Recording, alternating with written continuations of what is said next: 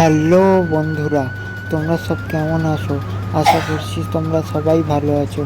দেখো আমার নারায়ণ সেবা দেওয়ার আগে আমার ঘরের ঠাকুরগুলোকে দেখো। এদিকে লক্ষ্মী গণেশ, মা কালী, আরও অনেক ঠাকুর আছে। দেখতেই পাচ্ছি এখানে আমার নারায়ণ থাকে, ঠিক আছে। এই দেখো উপরেও কত ঠাকুর।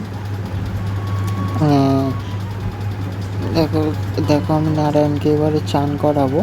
দেখতেই পাচ্ছ, এবারে চানটা করাবো, ঘি মধু মাখিয়েছি, এবারে চান করাবো। এই দেখো দুধ ঢালছি, মন্ত্র পড়ছি, মন্ত্র পড়ে পড়ে দুধ ঢালছি, দেখতেই পাচ্ছ তোমরা, ঠিক আছে। দেখো দুধ ঢেলে নিলাম, চান করিয়ে মুছিয়ে নেবো, মুছিয়ে নিয়ে তারপর দেখাচ্ছি। দেখো চান করানো হয়ে গেল, মুছিয়ে নিয়ে এবার শিবকে জল লাগছি নমঃ শিবায় বলে শিবকে হচ্ছে জল ঢেলে নিলাম। এবার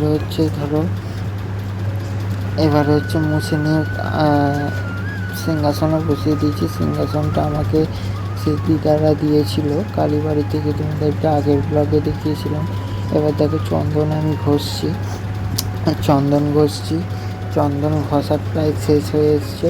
এবার দেখো তুলসী পত্র তোমাদেরকে দেখাই। এই তুলসী পত্র দিয়ে গোবিন্দের সেবা হবে।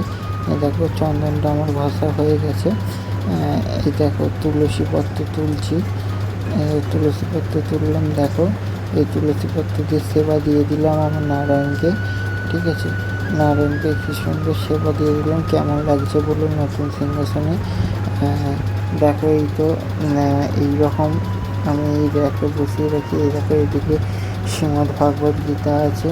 ভিডিওটা যদি ভালো লাগে তোমাদের ব্লগটা লাইক করো, শেয়ার করো, কমেন্ট করো।